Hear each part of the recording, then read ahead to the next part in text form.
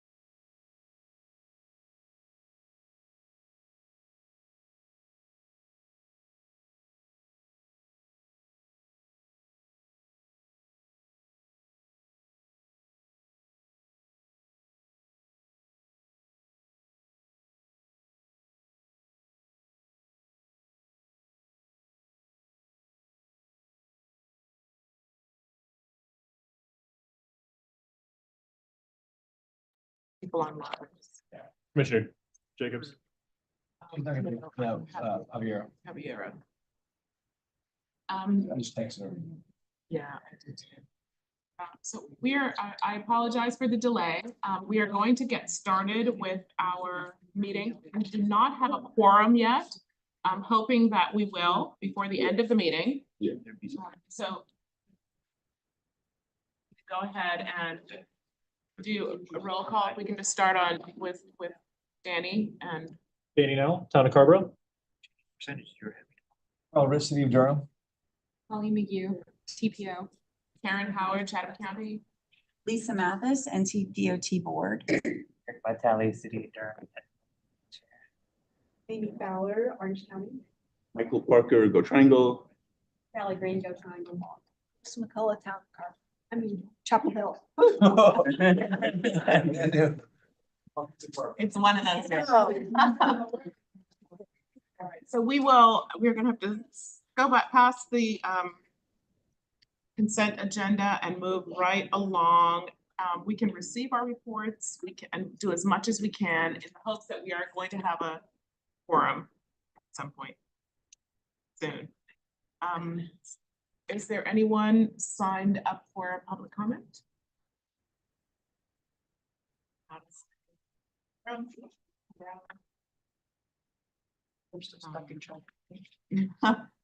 So we will move on to our first, our one and only action item, which is the Triangle West TPO Draft Regional Safety Action Plan.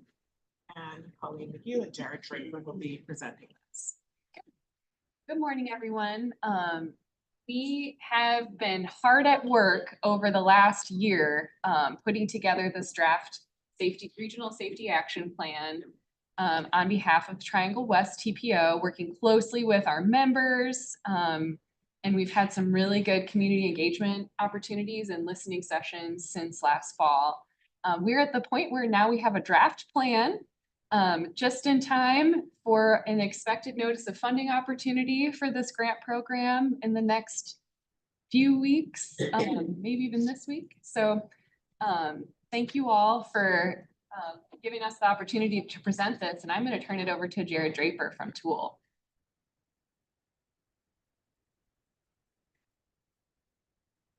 Good morning, everyone. Morning. Well, many of you have probably heard a very similar presentation before, but looking forward to answering questions. I'll speak a little bit slower than I did in the technical committee. So we have a little bit more time. So as Colleen mentioned, we do have a draft plan. I believe that one of the action items is to release this for public comment. This is, we're going to walk through kind of the elements of this document. This is what I would say is the table of contents. And so if you've taken a look at this plan, really this is what it includes. I'll walk through these elements and then open for questions on any of these pieces. So roadway safety vision, this is a shift from the way that we have often done things historically when it comes to roadway safety. We have often responded to crashes of where they've happened, whether there's a fatality or a serious injury, and we still need to continue to do that. However, this plan takes the safe system approach and really starts to transform the idea of roadway safety, turning away from preventing every single crash and really emphasizing the fact that we want to change our system where we're not seeing fatal and serious injury crashes. So when we do that, we have to really think about the way that our people move on our streets, that people are going to make mistakes, and that both the behavior as well as the infrastructure can have huge impacts on what happens when a conflict does occur.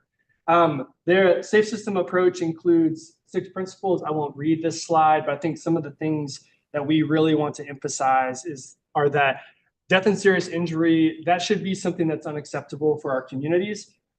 We wouldn't want it to there's not an acceptable number for our individual families. It shouldn't be the same for our communities, as well as redundancy is really crucial. And so you'll see in the actions, and you think about projects, we want to create some of these redundancies when it comes to safety. The elements of the safe system approach are here: safe road users, safe vehicles, safe speed, safe roads, post-crash care. The idea is not that actions or changes that you make to the system focus on one of these things. It's that when you think about policy, program, projects, that it actually touches on multiple of these things to really influence the system as a whole.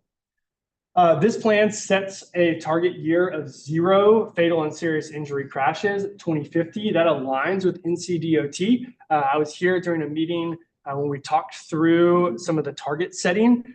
This plan, later in this document, we'll talk about a framework for the TPO to make a decision around target setting at an annual basis that may be a little bit different or maybe a little bit more nuanced than the NCDOT practice. However, this does really line up with the fact that by 2035, a decade from now, we would cut that number in half. And by 2050, we would eliminate it. And what it takes is changes at the policy level, changes at the project level, and really daily choices by the users of our roadway system. So the regional crash summary, this is a look at what's happening today. And it really is a snapshot. It's a moment in time because we know that even with data, we're looking at 2023, we're going to get 2024 data. So this is just that snapshot. You could see over this crash period, 2017 to 23, we had over almost 1,500 fatal and serious injury crashes, and you never want to see these lines trending upward. So our goal is to start to see them not only decline, but we want to cut them in half in the next decade. That's raw data. Do you adjust it for population growth or VMTs to see what it looks like? You know, These are raw numbers. that's what I'm saying, but Yeah. what does it look like if you adjust it for, you know, does it, you get the same picture if you adjust it for population growth or VMTs? Similar trend lines. It's a little bit shallower. However, and I think that this is a good question when we talk about a framework for making decisions later. We'll talk about both number and rate. Yeah. Because those are important things. To get to zero, the number has to be zero. Yeah. But it is important to look at the rates as well. So that's a rate. It's a really good question. We developed as part of this plan a high injury network, as well as looking at high injury intersections across the entire region. You can see this is kind of that regional map. We also, because it's a regional plan, we wanted to develop resources for individual municipalities as well as counties. And so what you can see here is that we have a high injury network, high injury intersections, and actually all of the analysis that we'll walk through today is also developed at the local level.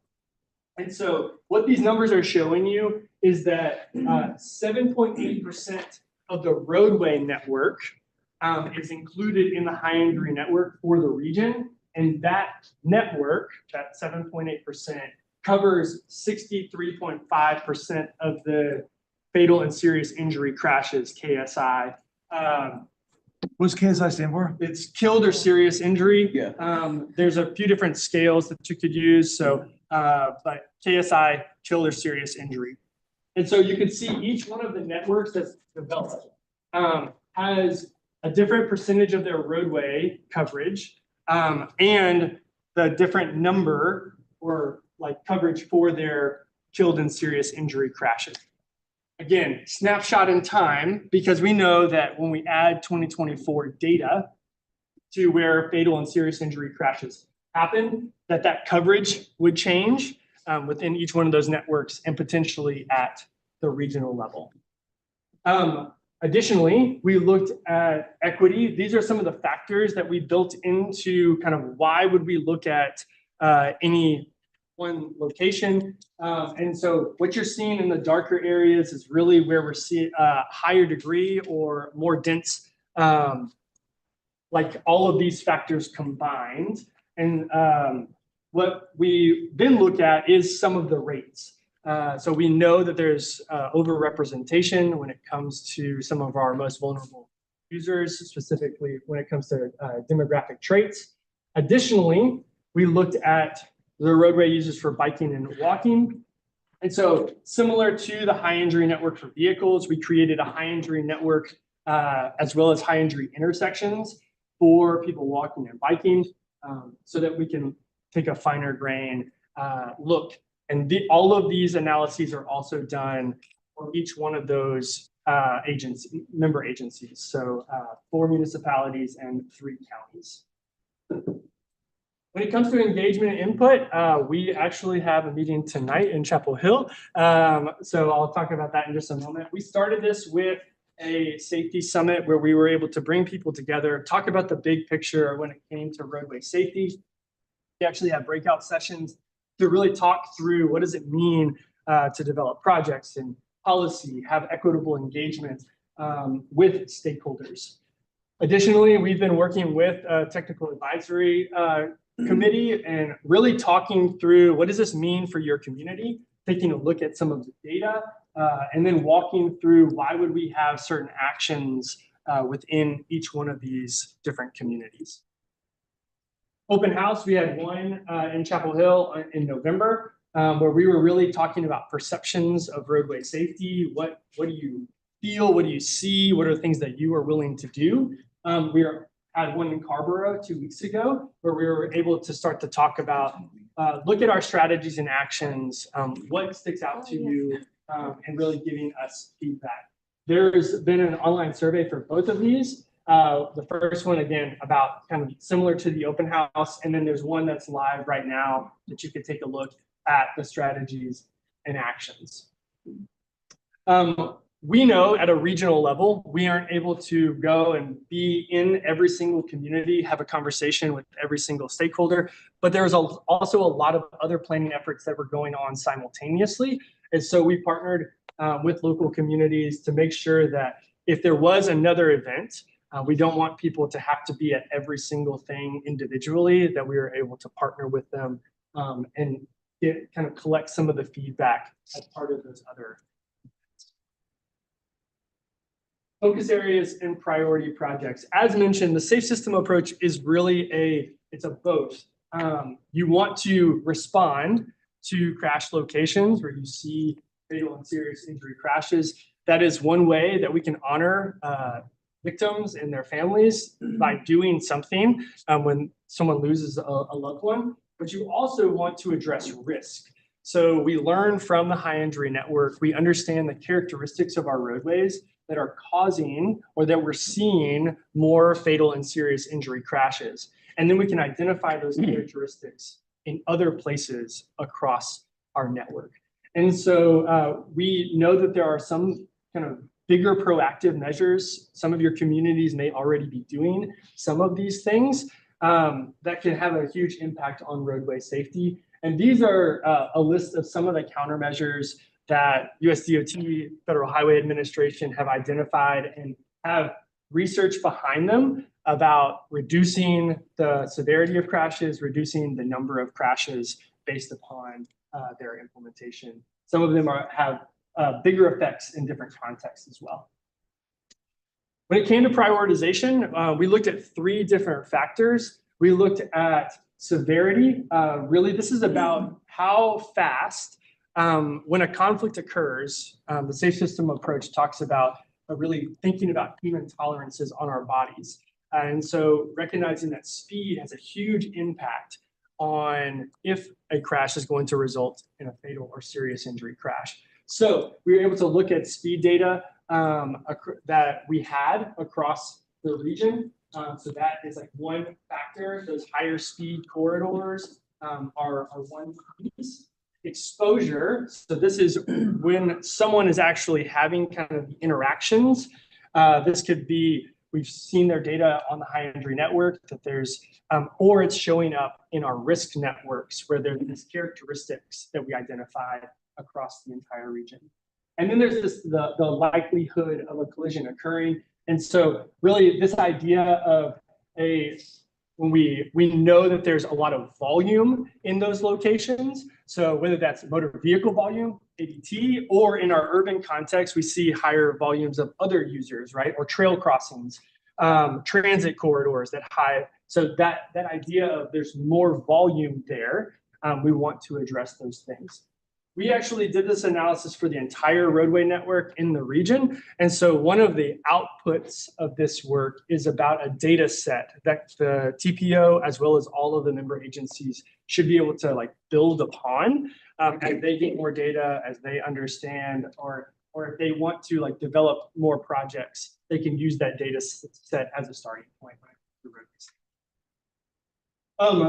This is just a map at the regional level. So you can see we did not select every single one of the corridors across the region. One of the things, the reason that we wanted to develop this analysis, prioritization, all of the analyses at the local level is because when you look at the region, because it's so large, the only way to make something that seems really important in Hillsborough or Carrboro stand out is to make there be a lot more lines on a map like this.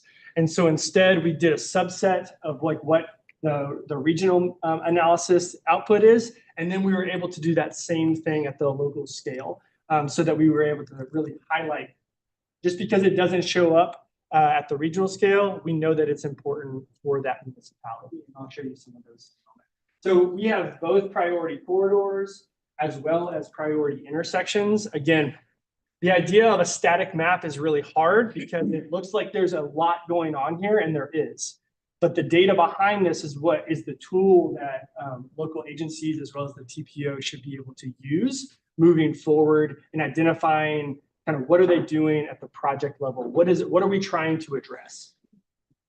So you can see, I just wanted to show, these are the priority corridor maps at each one of the municipal levels, as well as the county level. And so you can see for Durham specifically, because the concentration of prioritization was in the city, the only way to really show what county level priorities would be to remove those city elements. And so together, they fit together, but we can show them separately. Strategies and actions. So because this is a resource, we wanted there to be a number of strategies when it came to roadway safety that really any one of the communities could say, we're focusing on this thing, or we have funding allocated for that thing. And then what are the appropriate actions that we could be taking to increase safety? And so you can see we have 11 categories. I'll walk us through these 11. I won't read every action for you. As part of each one of these tables, there's like the category itself. You can see here kind of safe routes to school. There's the action table. There's systemic actions. So everything that is identified as an asterisk in the table identifies an opportunity for a systemic action. Maybe it's something that could be deployed more widely rather than just one place, or a policy change to kind of take that action more proactively. A time frame, general costs, as well as action leaders and partners. Actually, in Carborough, we had a great comment about wanting to see some of these things. Once you get to these action tables, you start to see some words that are very specific to transportation. And so we took that comment and we have been adding kind of this visual like legend to that's before the action table, so that someone could actually look to see what does that thing look like? How could I envision that in our community? And so this is kind of that visual glossary, and then there's a more defined glossary that we're working on as well. So walking through some of these roadway safety resources and guidance is one of the first. Because this is a TPO plan, we really believe that this is an opportunity to develop a lot of guidance. You can see kind of they are listed throughout here, but this is things that they can hold that each member agency could kind of tap into and develop their own maybe version of, but the TPO holds kind of that golden copy. Walking and biking in urban downtown context, each one of these action categories or strategy categories has come as a result of either data analysis and the results of that analysis, where are we seeing safety issues or concerns, input from our technical advisory team, or feedback from public engagement. And so these are the things that kind of started to stand out. And then we're trying to put together programs, policies, actions that can make sense. So walking and biking in urban downtown context, another one that really was stood out in all three of those things where we wanted to see increased safety.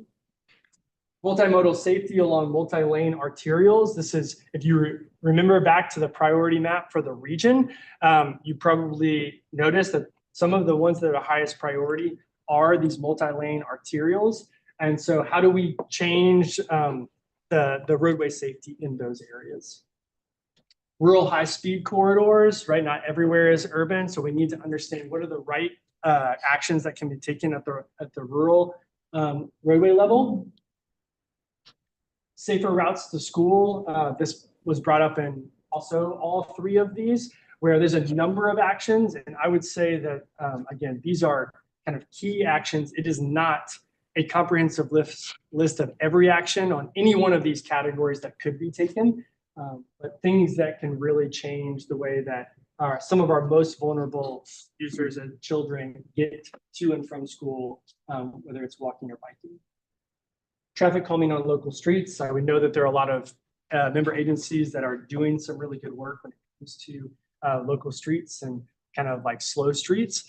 So there's some really good feedback on these actions that we're taking into account. Trail and railroad crossings. This is a state that believes in trails, but we also have a lot of railroads. And so what does that look like? And again, not comprehensive, but definitely some a few ideas to increase safety in those locations. Unsafe intersections, this could be applied to both some of the multi-lane arterials. It can even be local streets that cross some busier locations. And so this is what are the bigger things that could be done at each one of the municipalities to change things. You'll see in a lot of these actions where there's kind of a starting place along the high injury network because you've already seen something that's happened there. But it's also an opportunity to evaluate and look to see if there's other places within your communities to take those same actions. Behavior and distraction. This is one I like to just pause and say that because the safe system approach is about a system, behavior is a piece of this. But it has to be paired with infrastructure and change to our physical environment.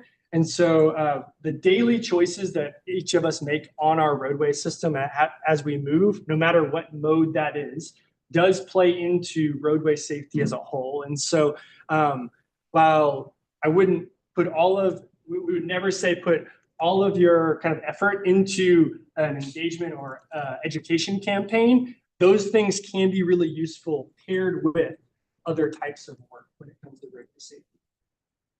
Land development practices and procedures. We know that transportation and land use are linked. And so what are we doing when it comes to the physical changes to property, as well as our development regulation around it?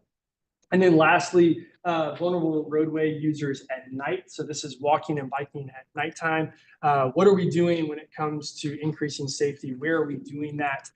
Here are some actions. All right, I'm almost done. So one of the last pieces of the kind of main document is around metrics and accountability. And so there's a lot of things that we could be measuring over time.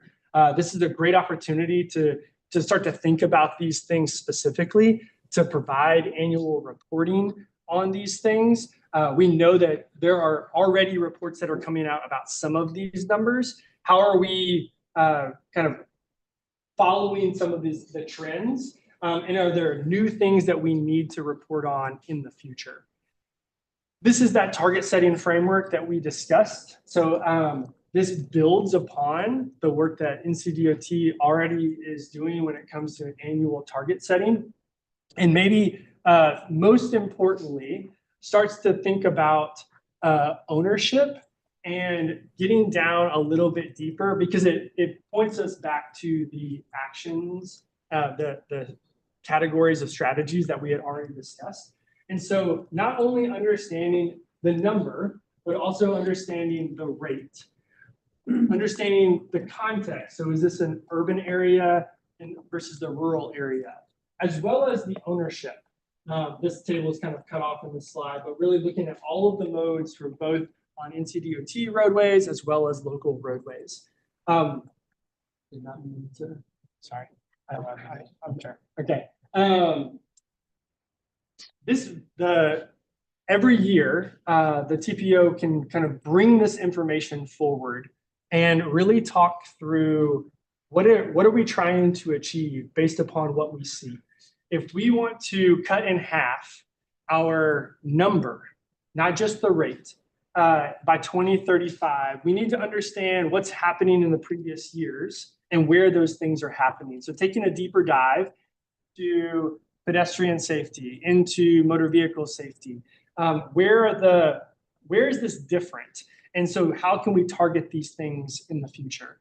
We can also be looking 5 years ahead, not all the full 10, but we want to start moving toward that 5-year milestone. So year one, that's 5 years out. The next year, it's 4 years out. What are we doing? Have we taken the right actions? Are we seeing crashes, fatal and serious crashes happening somewhere that we didn't expect?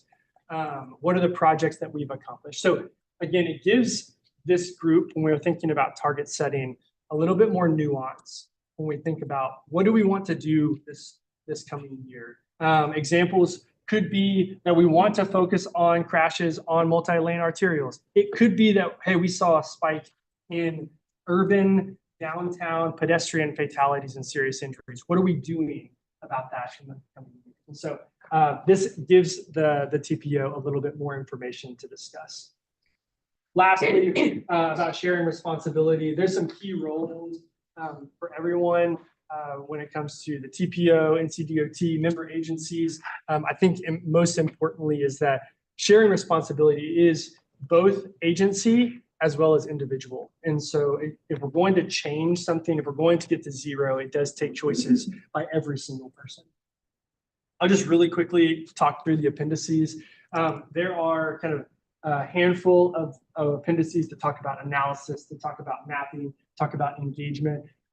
But the last one I wanted just to touch on here quickly is that we wanted to create the resources in the document for every one of those agencies. And so we mentioned the analysis that has been done. Every single community has kind of all 9 of these things, whether it's a fatal and serious crash map, our high-risk corridors, high-risk intersections, high injury networks, high injury intersections, kind of equity analysis, vulnerable roadway users, as well as prioritization. And so the data behind it is really robust, but if you needed a static map for any one of those agencies, we'll have those as well in the appendix.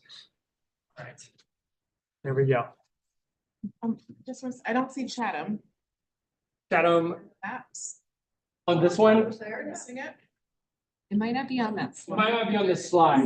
There Yeah, it is. sorry. Serious. Okay. These are just like a collection of each individual one. But yes, Chatham is in there. We did not forget about Chatham County. For us. Yes. Thank you for this very comprehensive plan, comprehensive in nature of the strategies as well as delineating who are the responsible parties. I did go to the Safe Streets for All Summit and was very encouraged by that and the fact that there was supposed to be a $5 billion act on funding to help achieve these kinds of activities, but I thought I heard that that's now on hold. So how are we supposed to implement these strategies? Is it just supposed to be a part of our current budgets and what we do? I mean, some things do align with what we're already doing, but are there any other funding sources and any hope that that might be? Yeah, it's a great question. So I would say that one, there are funding sources through NCDOT when it comes to roadway safety. A lot of the actions specifically. So I would say in your tables, that's really pointing you to policy program changes that can be made. So you want to, if we think about the biggest impact of roadway safety is to make each individual small choice that starts to accumulate and make a bigger impact. So that's related to policy change, where how do you do business on a day-to-day that wouldn't have such a huge impact on like a one-time budget hit. So we would point you to changing policy, thinking about programming as one really important thing that doesn't have to wait on big funding. NCDOT has funding sources. There are other grants. The one that you just mentioned, the Safe Streets and Roads for All grant, we are hearing, and Colleen kind of alluded to, that the kind of final cycle of funding still may be coming out. Could be later this week, of like that notice of funding opportunity. If that happens, there are some changes from the previous cycles that we are unsure about until that comes out. There were certain direction that the previous notice of funding required that we believe will be taken out of this one. And so we're going to have to wait and see a little bit, but there is still funding available in that program that if it is released, would be available for some of this work. It's probably the best way I could say that. Michael. Yeah, this is a question really directed more to the TPO rather than to you, but this framework assigns a certain role to the TPO in terms of monitoring, keeping data up to date. So is that now, will it or has it been incorporated into our work plan? Do we as a TPO, have the human and financial resources to do this work on an annual basis? And if not, how are we going to get it? It's a good question, and I know you all have been through the strategic planning exercise, and we're waiting for the results of that to come together. I think that's happening right now. I'll let you answer that. Well, I just want to add that DOT, the actual data on the framework side, DOT can provide all of those things. It's about how you're looking at some of that data and kind of slicing it in a different way. And so the data availability would be relatively easy on an For the annual target basis. setting, yeah, and that is something. It's evaluating on an annual basis, having sessions with the local municipalities to see how each municipality is doing. I mean, what we have a good track record of doing here is putting plans on shelves, right?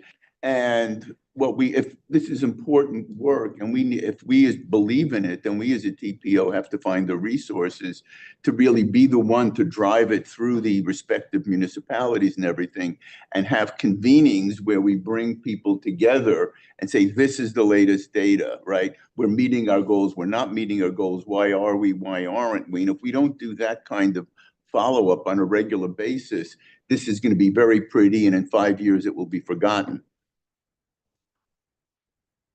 It's a good point.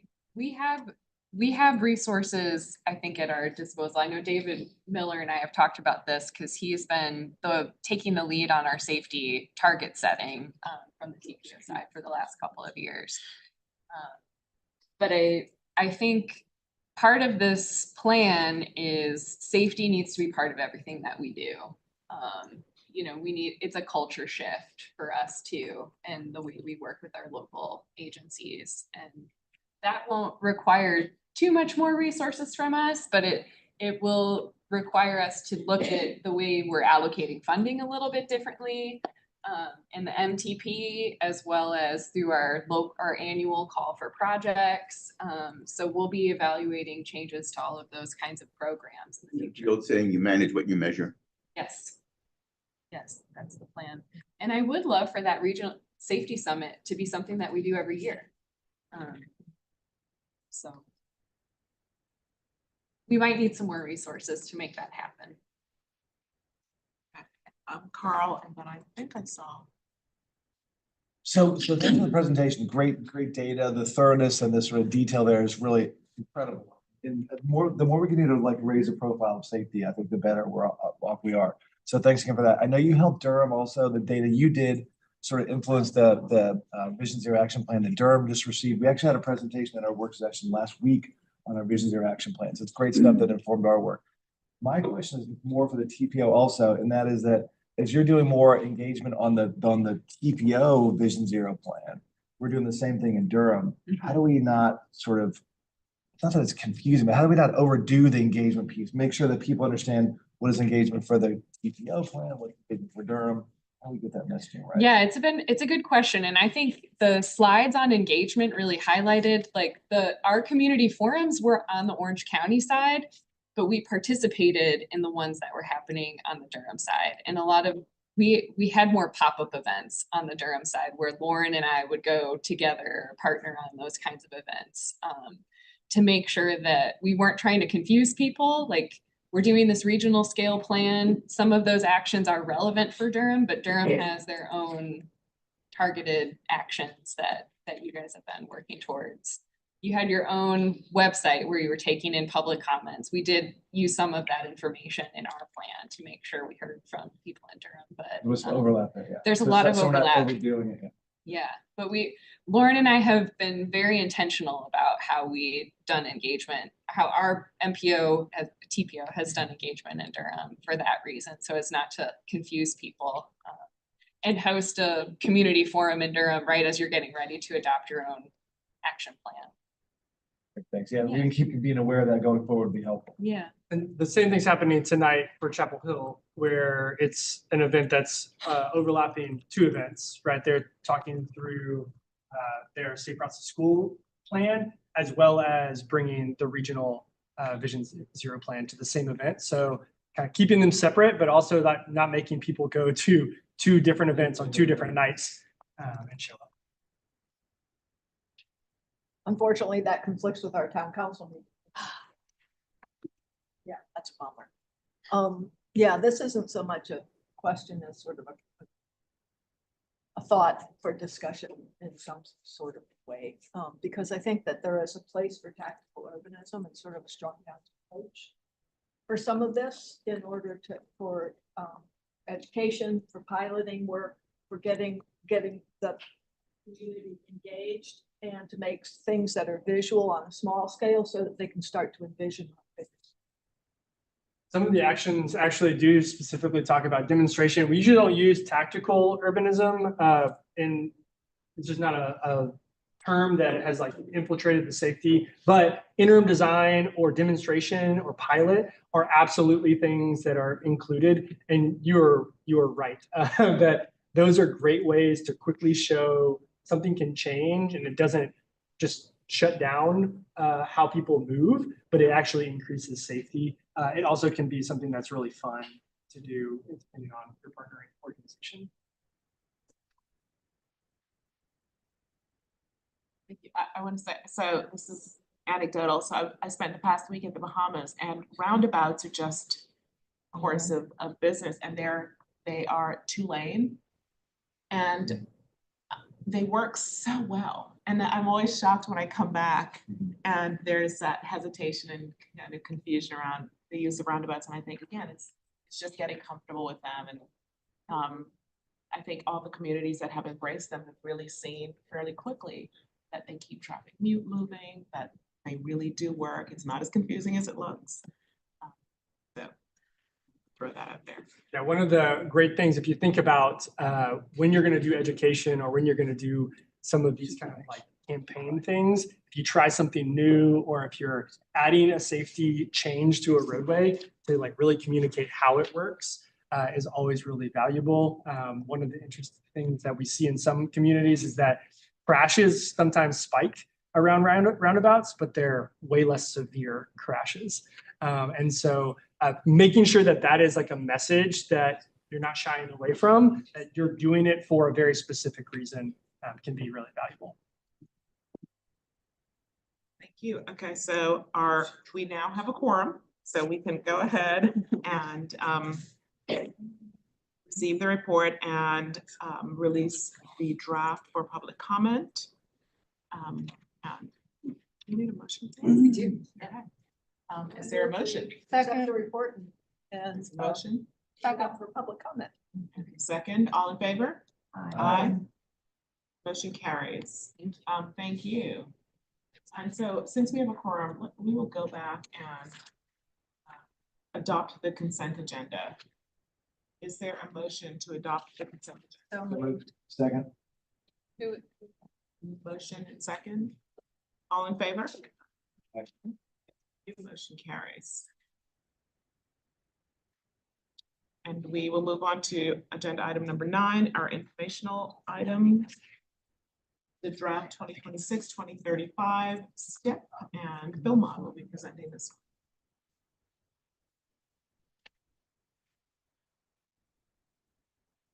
One, also the update. Yeah. Sorry.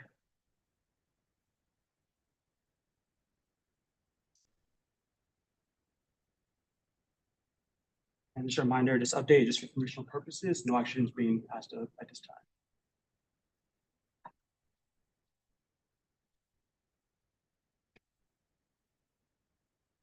So before we get into the update, I just want to give a brief overview on STIP in general. So it's a district constrained 10-year document that tracks the funding and scheduling for all projects in the state, for all modes such as rails, transit, rail, projects for all NPOs and RPOs throughout the state. Visual projects within it, the ones that are within the first 5 years are known as committed, and these are scheduled for delivery. Ones in the second 5 years are known as labeled as funded for preliminary engineering, and One thing to note with these is that they do have to recompete for spot funding. One thing to note with this draft STIP is that, so it was released in January of this year. And due to the fact that we have amendments that are still ongoing, the past couple of amendments that we've done have not been updated within this. They'll be incorporated within this draft STIP once it goes to the board presentation this summer. Adoption.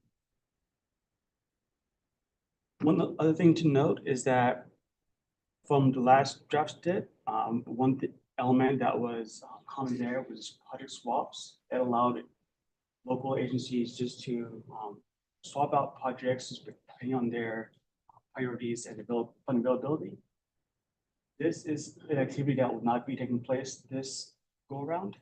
Instead, there are other ways for us to kind of modify projects within here.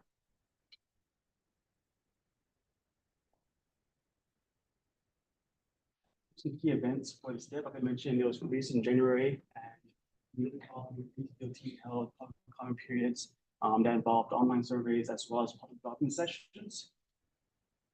One thing to note is on May 2nd, so what I mentioned about how we have the ability to modify projects, two ways here are for potential schedule adjustments and project segmenting.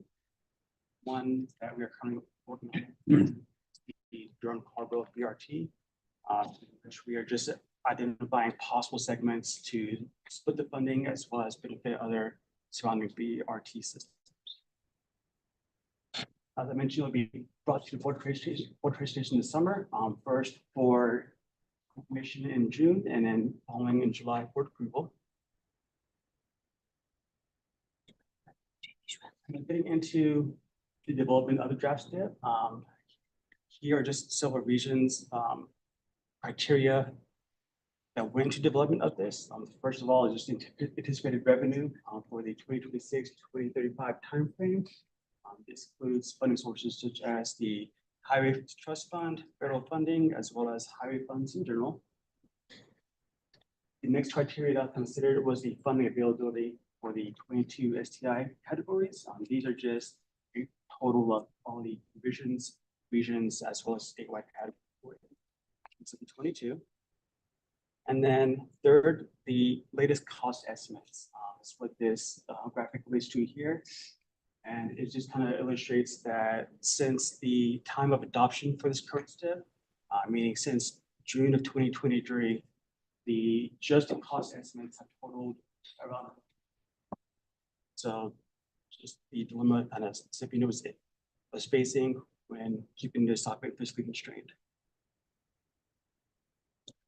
The fourth development is just, of course, latest project schedules. With any that have any delays or other movements, as well as, and finally, the results from our last round of spot. And then just to go over what was recently awarded. First, we have the intersection project out of Raccoon Walsh Road and NC 55, just to improve that intersection. Also, in the highway category, we have a citywide signal system for Chapel Hill. And then under rail category, we have the realignment of Mount Willing Road and construction of a bridge over that line. On to transit, where we saw our most success.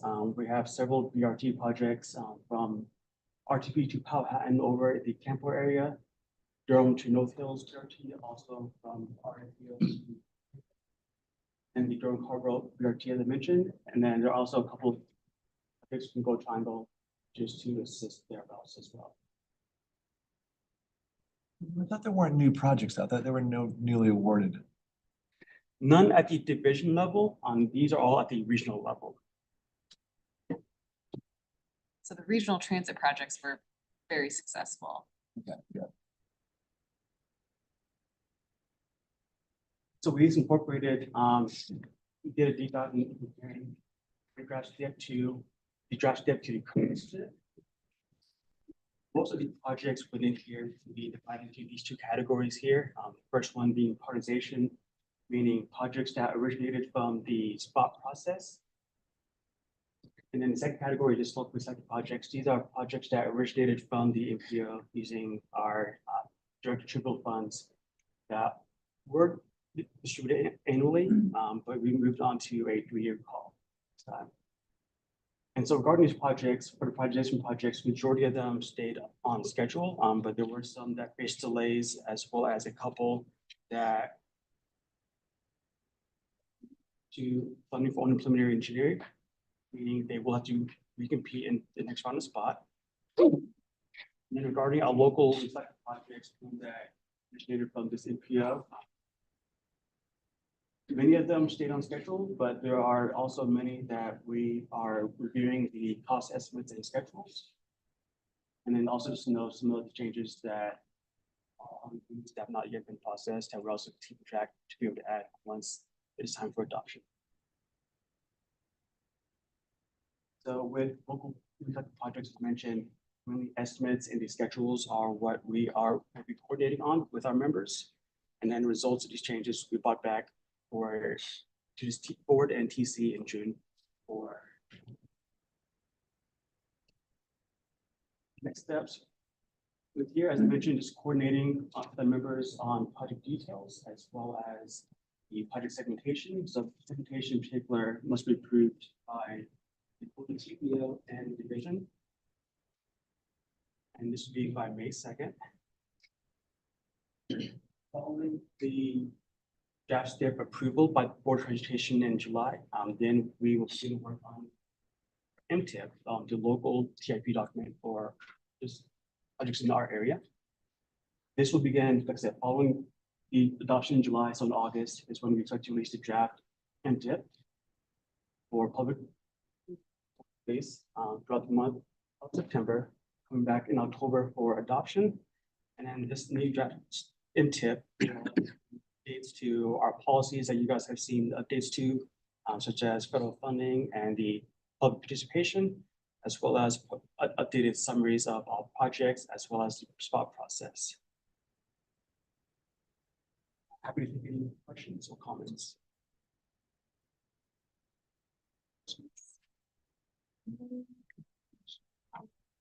So the 2 slides that had all the details of the projects, they're not in our, those 2, they're not in our slide presentation.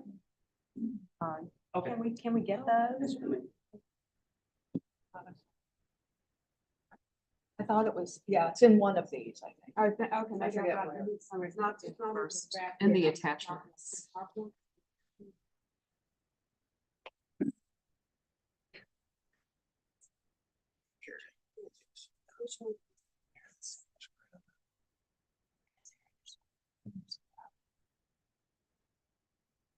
Yeah, we can follow up with the slides from today afterwards so that we have it handy.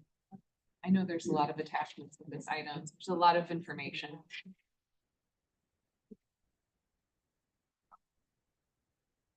Thank you. Our next agenda item is fiscal year 2025 United Planning Work Plan, UPWP Administrative Modification, and Thomas Porter will be presenting this.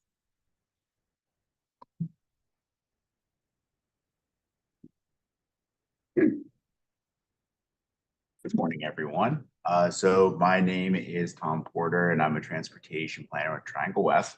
And I'm just going to be talking briefly about the FY25 Unified Planning Work Program Administrative Modification number 1. And so the reason for this modification is that Triangle West was approved for and was awarded a competitive grant from the Federal Highway Administration's Prioritization Process Pilot Program. And so because of that grant, the $100,000 that was originally programmed for the local project delivery study is no longer needed. And so Triangle West is requesting that the $100,000 that was originally programmed for the local project delivery study be used to support 2 other special studies. And so the city of Durham is requesting that $20,000 of that money be used for the Durham City County Bicycle and Pedestrian Plan.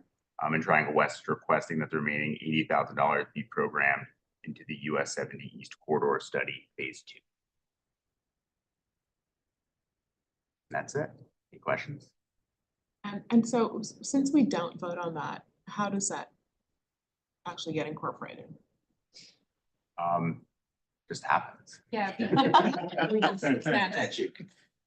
It's an administrative modification, so no action is needed by the board. However, we're just moving money around from one study to others, and there's no action. Just want to make sure everyone understands what we're doing. Okay. All right, everybody else good? Thank you. And then we will move on to reports. Report from the technical committee chair.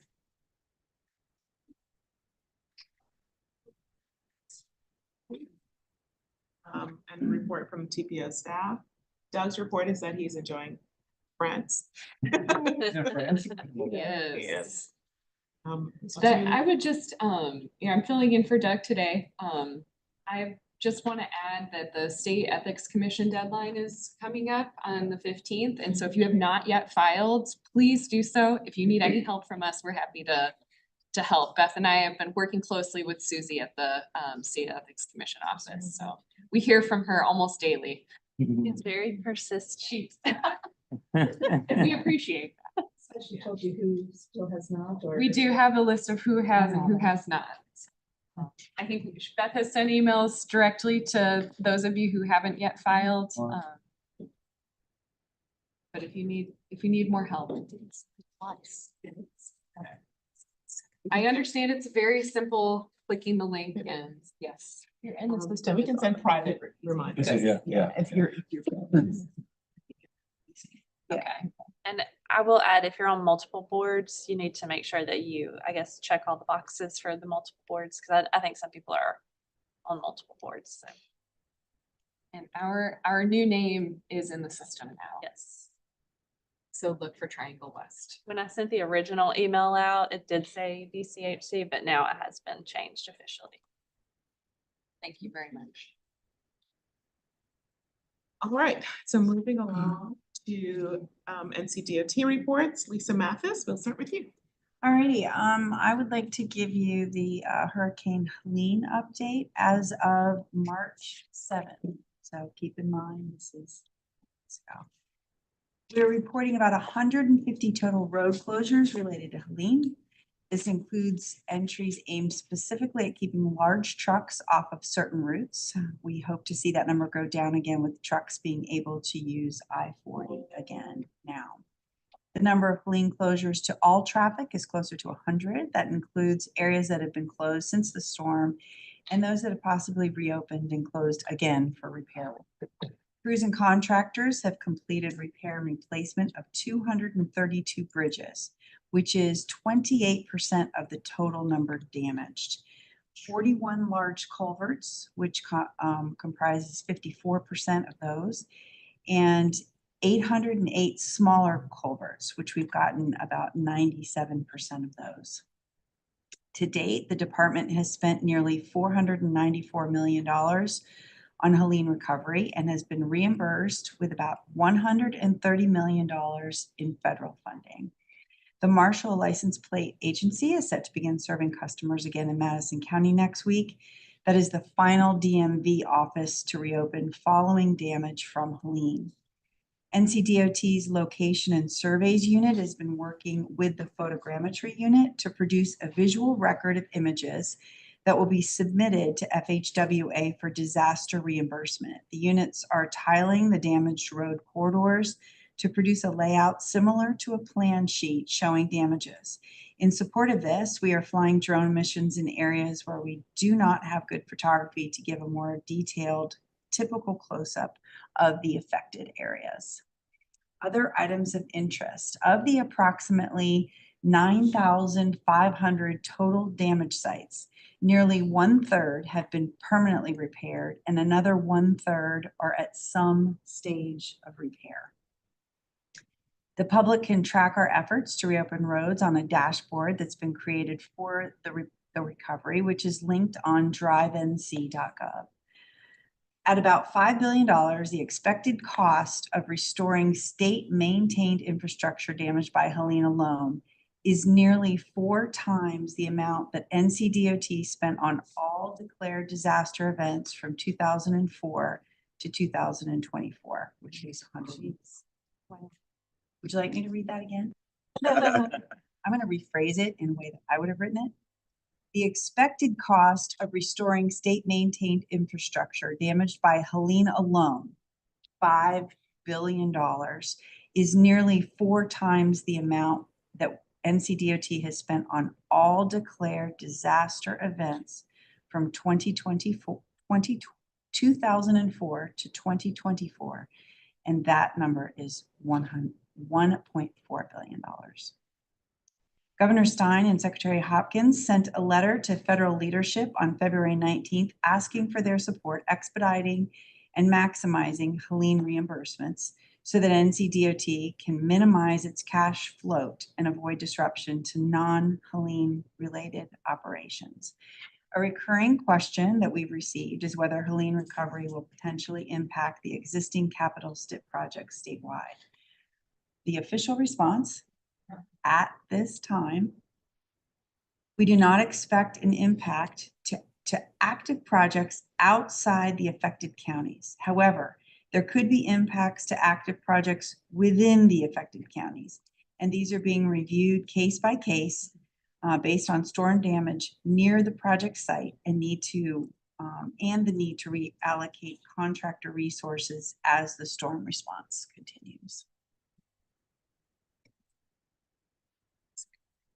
Absolutely, yes. I am wondering if TOT is beginning to have any discussions about whether or not we should start spending money on repairing brittle infrastructure rather than building new infrastructure that we won't be able to afford to keep up. Great question. That's a question that we've been dealing with for a long time.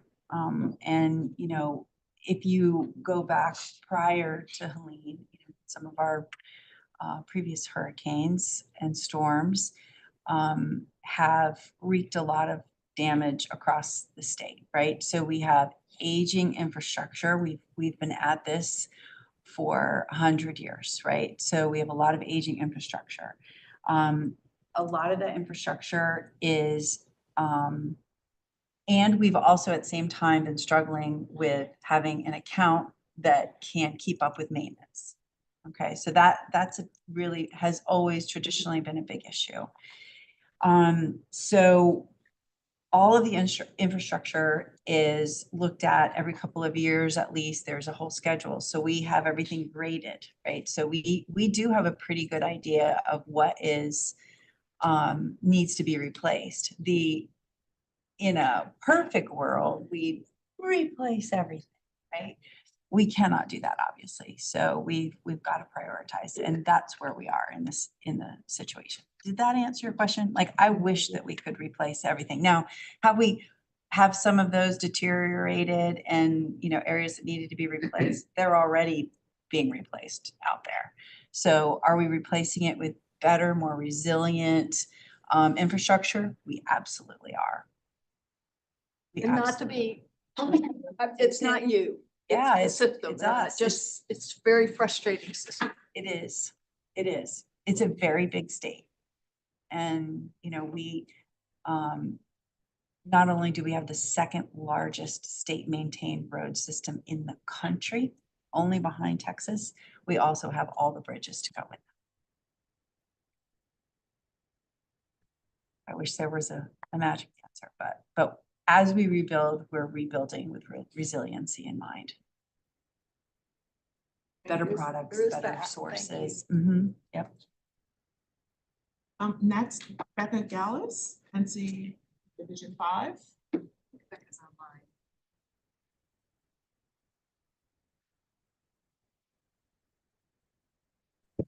Hey, can you hear me? Yes. Hey, good morning, everyone. Sorry I can't be with you in person. Real quick update. Thank you for everyone who attended our STIP drop-in sessions. I thought they went really well. The other update is, as you know, we're coming out of winter weather and we've been dealing with a number of interstate maintenance projects. So thank you for your patience as we get through some pavement repair on some of our key routes within the region. And please keep sending those our way as well as you notice them. Thank you. Thank you. Next, Wright Archer, Division 7. Good morning, everyone. Don't have a lot to report. You can find our link to our project update reports in the agenda packet under the reports. Note that the items in red are what have changed since the last report. Special note under the cost column, a lot of red. That represents a lot of cost increases, which I think Tillman had talked about the 11 billion, so that's part of that. There's a lot of cost increases to our projects. Take special note of that. For our draft STIP, our public drop-in session is over, but we're still taking public until April 4th. That's all I got. Yes. Yeah, when I was reading it, I didn't know what the red meant, and so you're just saying that that just means it changed. In future, could y'all include that? Like what each of the colors mean? Yeah, I'm gonna note on there. Sure. Then Blakely, Division 8.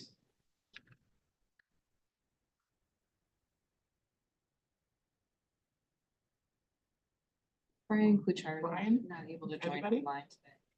Okay, all right. But if you have any questions, he said he's available to. Thank you. Julie Vogel, Transportation Planning Division. Good morning. This is Julie. There is no report today, but if there's any questions, I'd be happy to take them. Thank you. John Grant, Traffic Operations.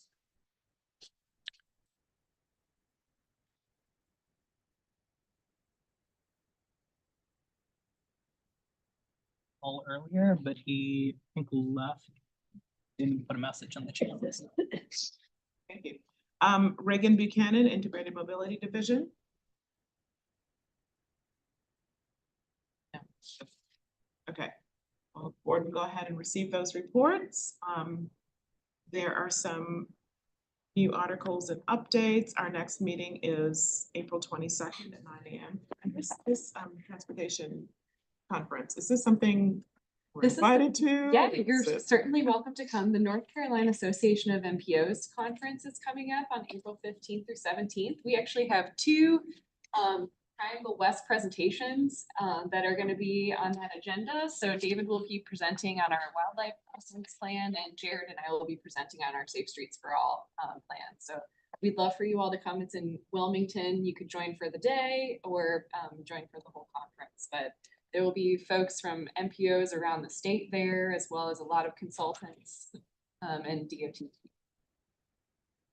All right, that is it. Is there a motion to adjourn? Lisa. Favor? Aye.